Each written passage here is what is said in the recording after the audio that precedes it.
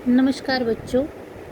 आज हम कक्षा 7 में एक नया अध्याय व्याकरण में से पढ़ने जा रहे हैं, जिसका नाम है विराम चिन्ह यानी पंक्चुएशन।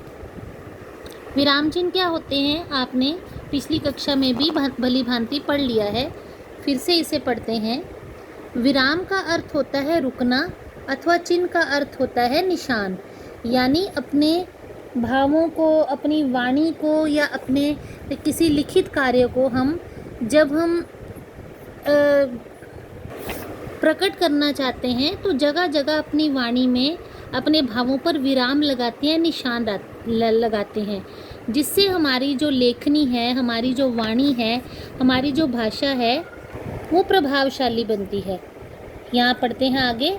अपने भावों तथा विचारों को सही रूप तथा सही ढंग से संप्रेषित करने के लिए, संप्रेषित करने यानी लिखने, बोलने, बताने के लिए विराम चिन्हों का ज्ञान होना बहुत ज़रूरी है।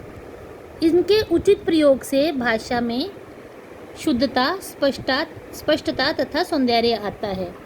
हिंदी भाषा में अपने भावों तथा विचारों को लिखते अथवा बोलते समय अथवा अपनी बात पर बल देने के लिए कुछ चिन्ह निर्धारित किए गए हैं। ये चिन्ह ही विराम चिन्ह कहलाते हैं।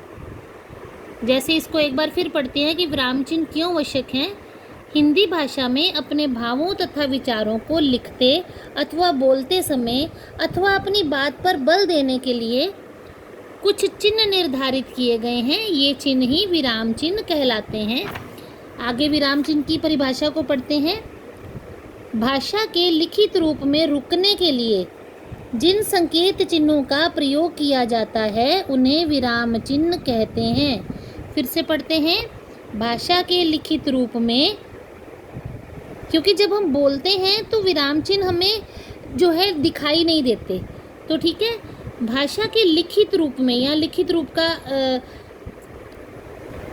बताना, जिक्र करना आवश्यक है। भाषा के लिखित रूप में रुकने के लिए जिन संकेत चिन्हों का प्रयोग किया जाता है उन्हें विराम चिन्ह कहते हैं। भाषा बोलते अथवा लिखते समय विराम चिन्ह लेना बहुत ज़रूरी हो जाता है, क्योंकि कई बार उचित स्थान पर यदि उचित विराम नहीं करेंगे यानी उचित रूप में नहीं रुकेंगे तो अर्थ का अनर्थ भी हो सकता है। जैसे गौतम, गगन तुम यहाँ रुकना मत जाना। यहाँ के इस बात का मतलब है गगन तुम यहाँ रुकना मत, मतलब यहाँ मत रुकना, चले जाना, ठीक है। गगन, गौतम ठीक है मैं नहीं रुक रहा हूँ, जा रहा हूँ। यहाँ गौतम गगन को रुकने के लिए कह रहा है, परंतु विराम चिन्ह के अनुचित प्रयोग के कारण गगन ने उल्टा अर्थ ले लिया। यानी गौतम गगन को कहना चाह रहा है कि तुम यहाँ रुकना मत जाना, तो ये विराम चिन्ह जो है रुकना के बाद आना चाहिए। यानी यहाँ तक बात में विराम आया, गगन तुम यहाँ रुकना मत जाना, यानी यहाँ रुक जाना मत जाना। लेकिन यहाँ विराम चिन्ह गलत जगह पर लगने के कारण गगन ने क्या समझा कि गौतम उससे कह रहा है कि यहाँ रुकना मत, चले जाना, ठीक है। तो गौतम ने भी उसी बात को समझकर जवाब दिया, ठीक है मैं नहीं रुक रहा, जा रहा हूँ। लेकिन यहाँ गौतम गगन को रुकने के लिए कह रहा है, तो बात गलत कहाँ हुई, क्योंकि विराम चिन्ह गलत जगह पे लगाया गया। जो रुकना के बाद आना था वो मत के बाद लगा दिया गया। ऐसे एक उदाहरण हम हमेशा से सुनते आ रहे हैं। जैसे किसी को कहते हैं, किसी को ये कहना हो रोको मत, जाने दो, तो रोको मत के बाद विराम चिन्ह लगेगा तो उसका अर्थ बनता है कि इसे मत रोको, इसे जाने दो, है ना। लेकिन अगर हम विराम चिन्ह लगाएंगे रोको के बाद तो वो बन जाएगा रोको मत जाने दो, यानी उस व्यक्ति को रोक लो, उसे जाने मत दो। तो शब्द इसी दोनों वाक्यों में एक जैसे हैं, लेकिन विराम चिन्ह लगने की वजह से अर्थ जो है वो बदल जाते हैं। उम्मीद है आपको समझ आ गया होगा। इस प्रकार अन्य उदाहरण देखें। विनीत आ गया है, पीछे प्रश्न चिन्ह लगा दिया।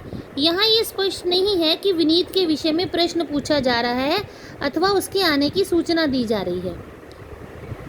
आइए दोबारा देखते हैं। अगर हम कहते हैं हमें बताना है, सूचना देनी है कि विनीत आ गया है, तो हम बोलेंगे विनीत आ गया है और पूर्ण विराम लगा देंगे, यानी हमारी बात स्पष्ट होगी कि विनीत आम का जो लड़का है वो आ चुका है, विनीत आ गया है। और यहाँ हमने अगर पूछा क्या विनीत आ गया है, तो हम विनीत के बारे में प्रश्न कर रहे हैं कि वो आया है या नहीं, पीछे प्रश्न चिन्ह लगा दिया। तो ये दोनों वाक्य सही हैं। यहाँ ये सही इसलिए नहीं है क्योंकि अगर प्रश्न चिन्ह है तो क्या नहीं लगाया गया, और अगर प्रश्न चिन्ह गलत है तो यहाँ पूर्ण विराम आना चाहिए था। तो ये उदाहरण जो है वो अस्पष्ट है, हमें समझ नहीं लग रही कि हम विनीत के आने की बात कर रहे हैं या पूछ रहे हैं कि विनीत आया कि नहीं। लेकिन इन चिन्हों में दोनों बातें स्पष्ट है। अगर हमने विराम चिन्ह लगाया तो इसका अर्थ हुआ कि विनीत आ गया है, और अगर हमने प्रश्न चिन्ह लगाया और आगे क्या लगा दिया तो हम पूछ रहे हैं कि विनीत आया है कि नहीं आया है। ठीक है, अतः स्पष्ट है कि विराम चिन्ह भाषा को अधिक स्पष्ट एवं अर्थपूर्ण बनाने के लिए सहायक होते हैं। निम्नलिखित विराम चिन्हों का प्रयोग होता है भाषा में, हिंदी में निम्नलिखित विराम चिन्हों का प्रयोग होता है। अब आपके सामने ये सारे विराम चिन्ह दिए गए हैं 11, और साथ में उनके चिन्ह भी दिए गए हैं। ये उनके नाम हैं और साथ में उनके चिन्ह हैं, और साथ में हम इंग्लिश में उन्हें क्या कहते हैं तो उसके बारे में बताया गया है, जिन्हें हम विस्तार पूर्वक पढ़ते हैं।